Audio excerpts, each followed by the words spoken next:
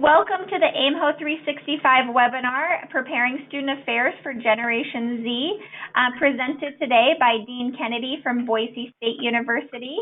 I'm Shadeen Say from the AIMHO 365 committee. A big thank you to you, Dean, today for developing this presentation and offering to share your knowledge with the region. We will be taking questions during the presentation using the chat feature on the right side of your screen. If everyone logged on today can test the chat feature by typing in your campus name, as well as how many attendees are viewing with you today, excuse me, we'd greatly appreciate it. This webinar will be recorded and uploaded to the AIMHO 365 YouTube page, and that link is available on the AIMHO website. Please be checking the AIMHO website often for future webinars, as well as to submit webinar proposals. Again, a huge thank you to our presenter today. Dean, we're all yours. Cool. Thanks, Shadeen. Just checking the chat feature. Not sure if people can hear us.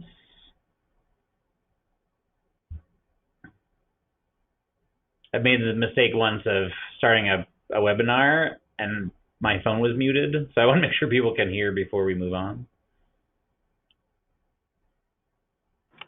It looks like they can hear us. Okay.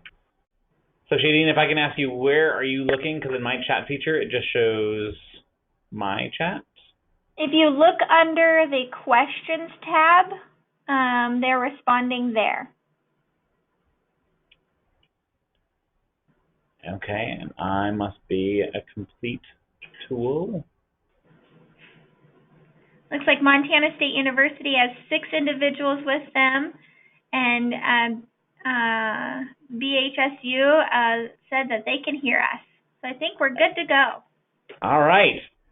Well, thank you, everybody, for joining us today, and thanks to Shadeen for organizing this. So again, my name is Dean Kennedy, and I get to serve as the Director of Housing and Residence Life at Boise State. So this webinar is really designed to be a jumping off point to help us get a better understanding of the limited research that is out there about Generation Z, who are starting to show up on college campuses as we speak.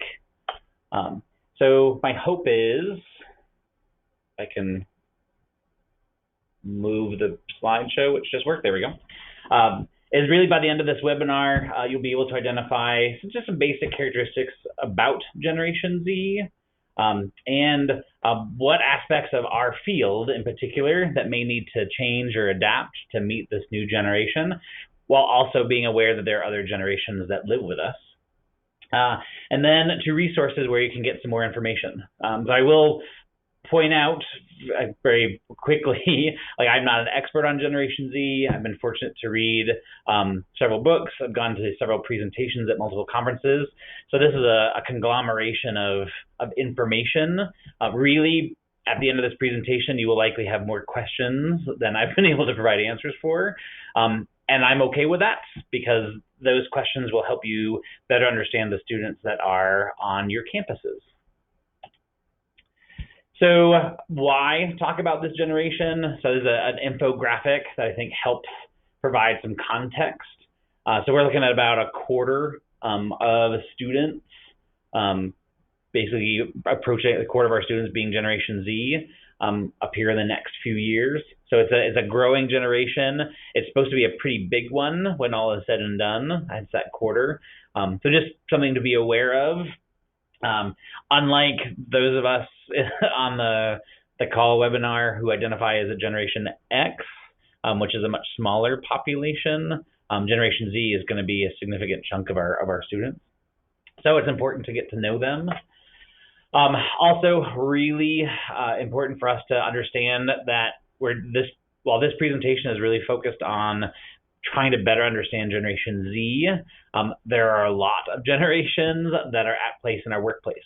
So from staff all levels across the university and in the communities in which our universities are placed, we're working with traditionalists or the Great Generation. That's what I've heard. Baby boomers, Gen X, millennials, and now Generation Z. So there's a lot of different generations that are working with each other. So the programs that we offer, our philosophies, support, policies, practices, really need to be designed with these kind of constructs in mind, that there are different generations. So that it also impacts supervision, it impacts advising. In some cases, it impacts up-coaching, so as you're helping your supervisor be better at their job. So, and I'll talk about some comparisons with these just different generations a little bit later in the presentation. But this just gives kind of a really broad overview. So the traditionalists are the great generation, born at turn of the century towards the end of World War II. The baby boomers, who are largely the parents of millennials. That'll be important here in a little bit. So through the Vietnam War into the mid-60s, Generation X, kind of mid-60s to mid-70s, again, so a smaller range. So as in looking at generational literature, we're noticing that the traditionalists or great generation tend to be the parents of Gen X. The baby boomers tend to be parents of millennials who are on our campuses now. And millennials, really the latter half of the 20th century. And then Generation Z, basically they're on our college campuses now. So born 1998-ish or so. And of course, I should have said this in the beginning. When looking at generations, had this conversation with my mother-in-law over the weekend, is that like these are broad, basically constructs, stereotypes, if you will, about generations and behaviors. You can be of a certain age and identify with the characteristics of a generation in which you weren't quote unquote born. So please know that this whole presentation is just to give a little bit more information and context as we're working with our peers, our supervisors, and students who are living on our campuses. All right, so just jumping right into kind of generations. So again, the context. So I'm going to start with baby boomers because from a college student perspective, many baby boomers, like they're the parents of the millennials, which I shared already. So from a philosophy perspective, and this is really important to better understanding millennials, is like post-World War II, there's a lot of financial security in the United States. We had just won a war.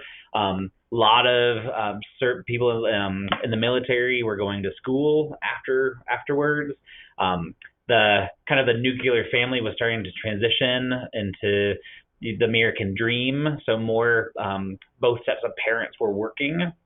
And if you had the ambition to succeed, like you would do so.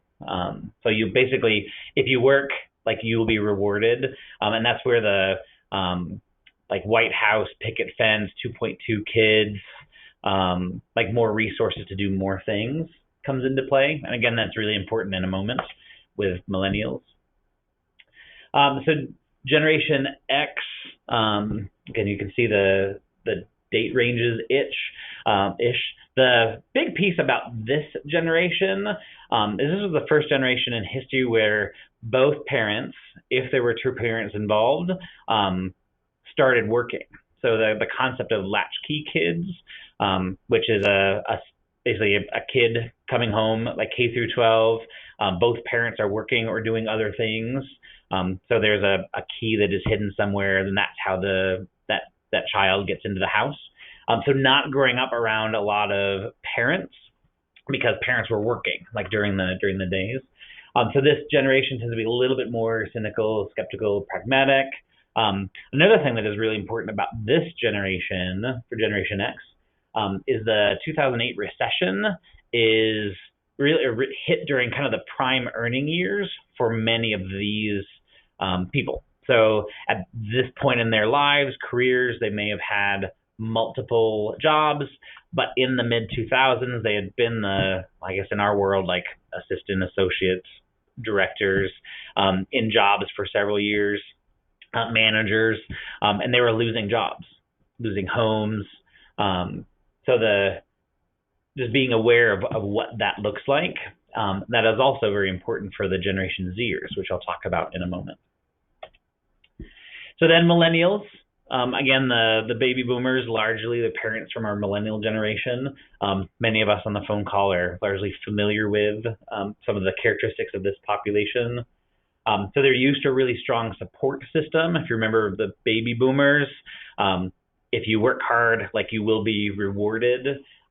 So like baby boomers are really supporting their kids to be successful. Many of them are seeing that like they're entitled. So because my parents have basically told me since I was a kid since I was a child that I'll do great things, that I'll do great things.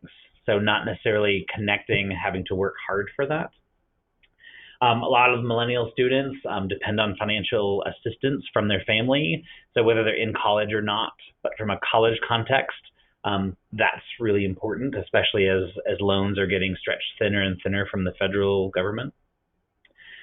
This generation tends to be a little bit more confident than past generations, and largely that's the messages that they grew up with, that they can do it.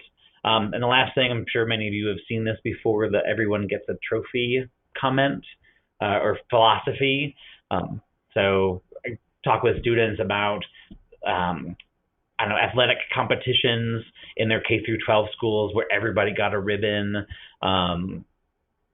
The students that are able to do their homework over and over again, take tests multiple times. There's several aspects of our K through 12 system throughout the United States, which basically allows everybody to succeed, like even though they may not try very hard. So that brings us to Generation Z. So I'm going to run through some basic traits, and then if you have questions, please feel free to use the chat feature. And if you need to, feel free to use the chat feature now. So looking at 6 distinguishing traits from Generation Z, probably the biggest and most visible one is about the value for diversity and what that looks like, and that should not be new information for any of us. So this generation coming into college, there's been a 400% increase in multiracial marriages over the past 30 years, 50% increase in multiracial youth just in the last 18 years. So from a visible perspective, especially skin tone wise, there's just an increase in diversity, visible diversity. I'd also say veteran status, individuals with different abilities, both physical impairments, learning impairments, like that is impacting like how we view the world.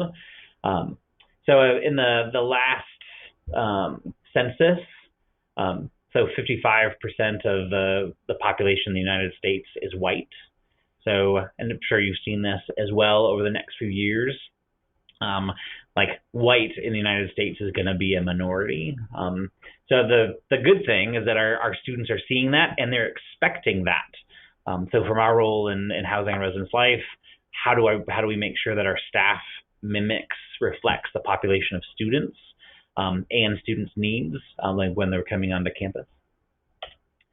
So another thing about the Generation Zers is they tend to be very, very pragmatic. And if you go back to the Generation Xers, who tend to be the parents of this population, there's some similarities.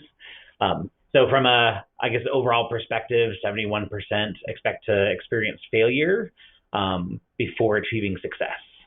So that is very different from millennials, who are told from the day they were born that you will be great.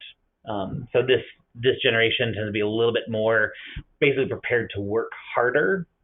And 57% would rather save money than spend it. That has really significant implications for housing on college campuses.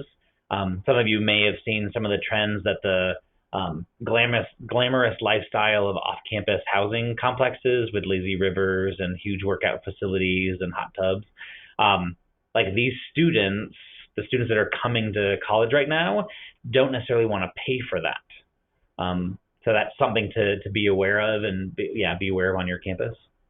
90% of Generation Z parents assign them chores. So the generation of students that are starting to come into college, they're more familiar with doing work. So that's homework, getting a job, a second job, maybe a third job.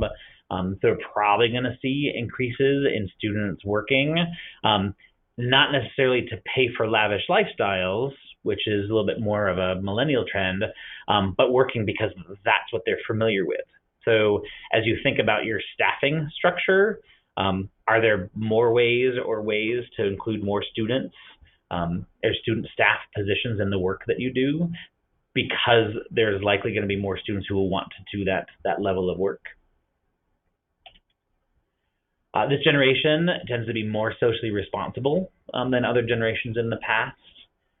In particular, 26% of students kind of late high school are currently volunteering. The survey was given a year ago, so pretty recent. And that number for millennials in that time frame was like 19%.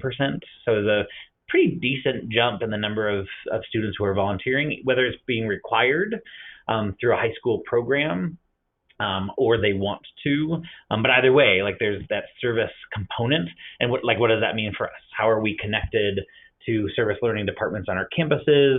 How do students that live on campus feel that they can give back to the community, however that is defined? So 76% are concerned about impact. So I have a glaring result. Yesterday, I just got my Sky Factor results for our department. We did the assessment in March. So in our lowest score was sustainability. So we do a lot of sustainable-oriented things, but we don't tell our students about it. So we got dinged really hard because students want us to be more sustainable, and they want to know about what things we're doing that is sustainable. 60% of students want their job to impact the world. So really important to be aware of the student population and how the work that they do, they want to be a greater impact outside of their immediate world.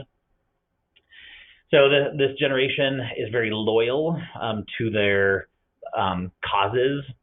Just from a sustainability perspective, that is something that is really important to them. They also tend to be more compassionate, so compassionate for the planet, compassionate for other people, which is connected to that 60% want their job to impact the world. Like they want to make a difference in the lives of others outside of their immediate friend groups, where some of the trends we're seeing with some millennials is that desire to impact either furthering my career or the people that are closest to me. Like that sphere is starting to grow. With the sphere of influence is starting to grow with Generation Z students. So this generation more driven as a population than previous generations. So for example, 80% of Generation Zers that were surveyed said that they thought they were more driven than their peers. This has implications for us from a housing and residence life perspective in terms of competition. So what do leadership opportunities look like within our offices and the offices that we're connected to on our campuses? We're likely going to see more students be in more leadership positions that are competing for more leadership positions. 62% would rather start their own companies than work for one. So I believe in the past 2 or 3 years, there's several 12, 13, 14-year-olds who have designed using 3D printers, have designed either new devices, programs, computer applications that can help either family members or people in their community. So that's something that we just need to be aware of. So there's a lot of leaders that are basically infusing themselves into the fabric of the housing and residence life world. And then in addition, the research out there now anyway shows that Generation Z students want to find jobs that match their personality. So more concerned about values, morals, and finding a position that is in line with who they are as a people or as a person, as opposed to a job for a job's sake or a job that's going to make money. So that is going to have some implications for us. It'll be interesting to see how that pans out over time. This generation is also more optimistic. which is interesting if you look at Generation X, who are largely this Generation Z's parents, tend to be more cynical and pragmatic. And if you think about it, I had to dive deeper into the reading to figure this out.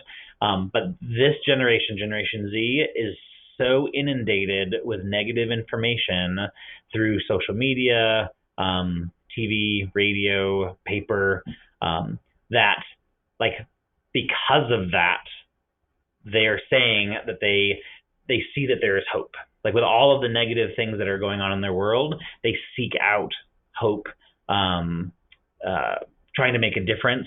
Some of the other things that I've mentioned already.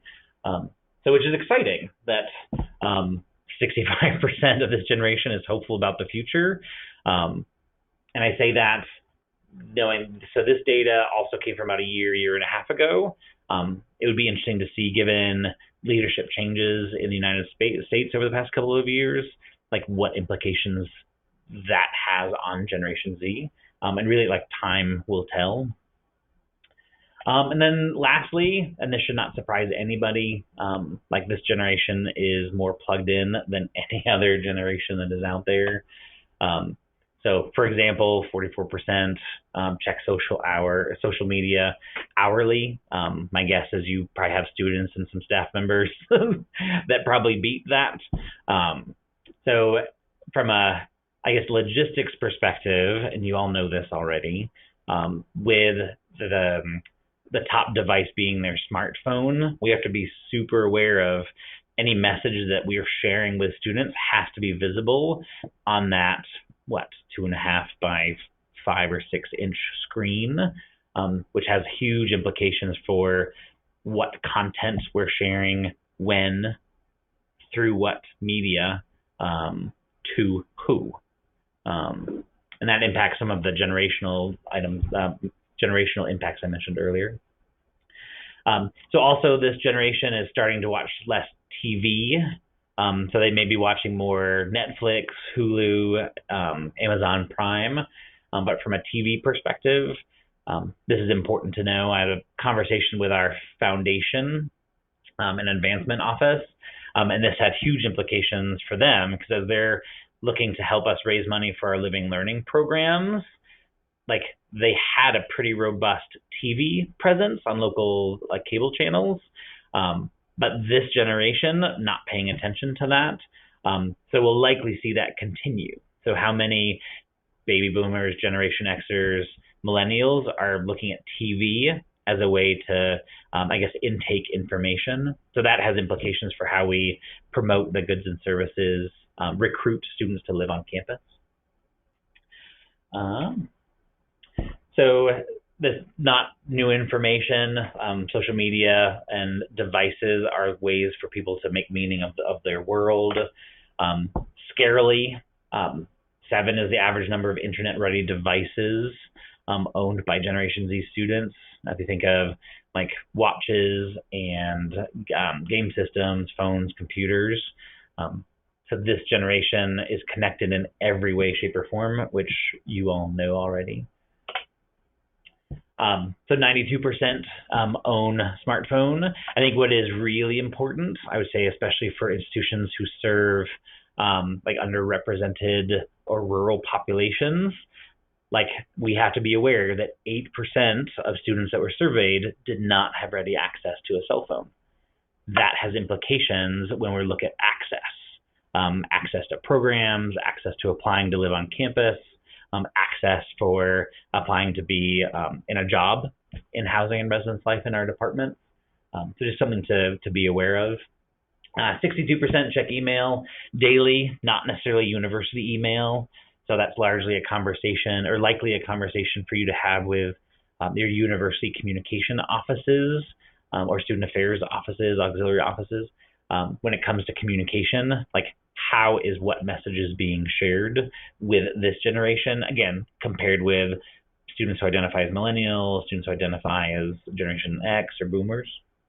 But again, something to be aware of. YouTube, a lot of students, and you know this already, so if you don't have a YouTube channel, should you get one? if you get one, create one. What does that mean for content? How is content monitored? So that, again, implications for you, marketing departments across your university. What does that look like? But we live in a very video heavy messaging world, which should not surprise anybody. So if you can create, 10, 15, 20-second videos of the different room types that you have on campus, the different residence hall living experiences that you have on your campuses, like that will likely get some traction because of that video piece, which may mean that you need a YouTube channel or some other way to get videos into students that you're trying to recruit into their hands. Social media, this doesn't surprise anybody. Students are on social media all the time. Again, I would point out the gap in this figure is 9%. So students that are not using social media. So again, what does access look like? And how can you check in with your students that live on campus to see like how they are processing through making meaning of social media? So Facebook is being used on a regular basis to stay connected. Largely in talking with our students, which I would recommend touching base with the students who are on your campuses, is how do they use Facebook? So talking with our student staff, they basically use Facebook every day those that use Facebook every day, just to check in on like their longer distance friends. So those attending other colleges, universities, possibly like friends or family that may be using Facebook, but it's a really quick jump onto Facebook, open the app, kind of scroll through the people they care about but don't see on a regular basis. It's not how they communicate with their friends or the people that live in their communities. That's through other avenues like Snapchat. Again, this should not surprise anybody. But really important, like as we look at programming, how RAs are interacting with residents, policies, procedures that we have in our offices, like how are we communicating that to who, knowing that we have Generation Z, millennials, Gen Xers, possibly baby boomers that are living on our campuses. So also something that's important to know is that text messaging, when you all shouldn't be surprised at this, they're willing to receive text messages from universities. So in the past, millennials and before tended to keep their text messages a little bit more private, so just between friends. But now we're seeing an increase of students that are okay with just getting a text message. So do you have a Google Voice account? When you're reaching out to students who are past due from rent, they have an outstanding application that they need to finish. Your office has tried several times to call them. Email is obviously going into a void somewhere. How do you send a text and receive text messages back without asking somebody in your office to use their personal phone number? So that has some pretty big implications for us. And then from a Twitter perspective, I just came from Akuai, and I think Twitter was the official back channel. We as a field are going to need to look at what this looks like because fewer and fewer students are following Twitter. So staff members may be following Twitter, so how we're connecting to our staff may be a Twitter thing. But yeah, again, like what is your student population? What is your staff population? Who is using what versions of social media? All being said, from a really early age, this doesn't surprise anybody, like our students coming to college campuses are super connected, both from a device perspective and they're on Wi-Fi all the time. So how robust is the Wi-Fi network throughout your residence halls, common areas in the buildings, common areas outside of the buildings? Like how can you provide an opportunity for people to be plugged in while also developing the basically interpersonal relationships?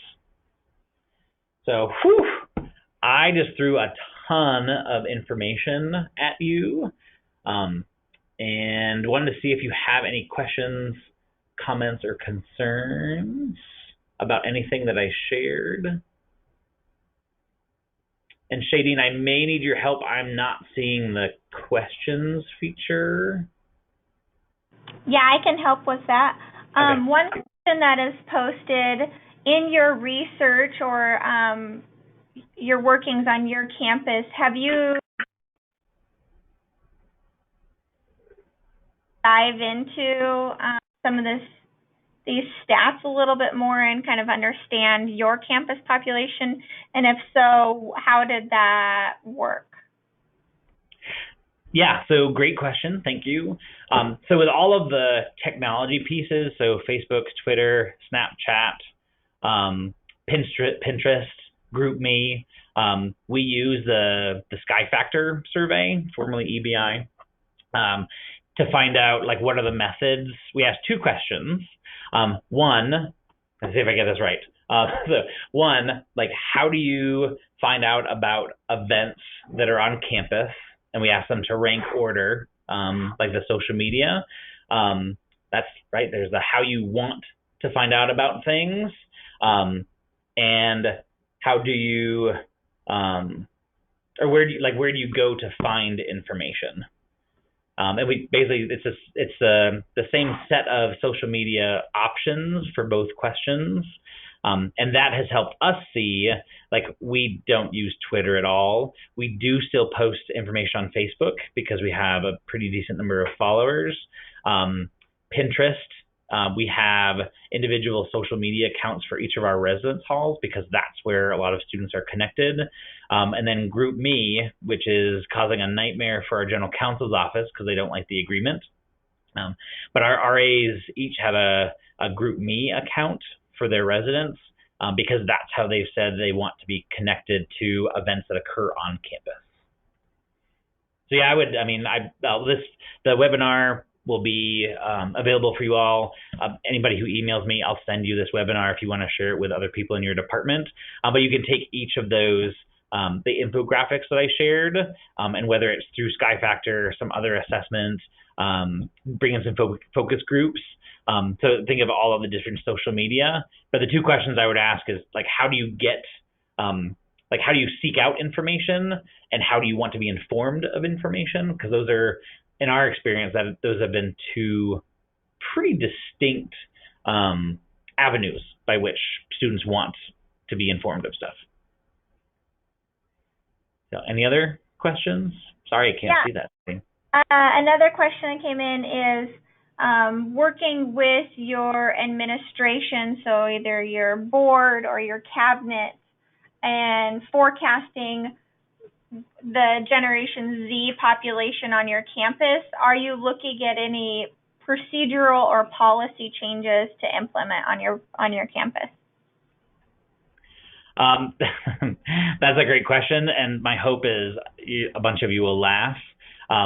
So we were actually using the research on Generation Z to push ahead electronic signature policy, which is basically from the 1990s. But having this data that I've shared with you so far has been compelling for us to move more processes online and through a mobile platform. I would say another thing that we have done based on just this research is we worked with our web communications Office of Information Technology team to redesign our website, which should not be new information for anybody, but it's going to be much more mobile friendly. So for some of the departments on campus who liked what they did with WordPress, this information has been helpful for marketing, communication, information technology, web design, to be able to basically be able to say that we need to change the format by how we're sharing information through our websites. And actually, I'd probably say another 3 or 4 months or so, you're totally welcome to come to the Boise State homepage, because it's going to look very different than it does right now. It's going to basically look like Google. So like lots of videos, and very, very few not search functions, very few stories. But yeah, based largely on on Google. Trying to think some other things. We're also looking at, especially if you're looking at new housing, I would definitely dive into the Generation Z information about what you're constructing, because we're looking at potentially adding beds in the next 3 to 5 years. So the construction of those buildings, price point, number of students who are living together, number of students per bathroom, that is changing. Like those 3 factors are changing from the millennial population and the construction that has happened over the past 18 to 20 years. So I would definitely look into your student population and ask them what they want and what they need, because you may find you'll get different answers. So those are 3 examples. But if you have specific questions, please don't hesitate to email me, and I'll let you know other things if it's directly related to your campus. Cool. Thanks, Shadeen. Any other questions? It doesn't appear that I have other questions coming in at this point. Okay. Again, thank you, Dean, for taking the time to share your knowledge in this area. The association really appreciates what you do for our members. As a reminder, this webinar was recorded and will be posted on the AIMHO 365 YouTube page, and that event link will be available on the aimho.org website for future review. So please make sure, like as Dean was saying, reuse it, reshare it, and let's get this information out. And then be on the lookout for future webinars by checking the AIMHO 365 page on the AIMHO website. At the close of this webinar, there will be a quick online survey that will appear on your screen. If you don't mind taking that, we'd greatly appreciate it. And again, a huge thank you to you, Dean, for your presentation today. Have a great day, everyone. Cool. Thank you, everybody.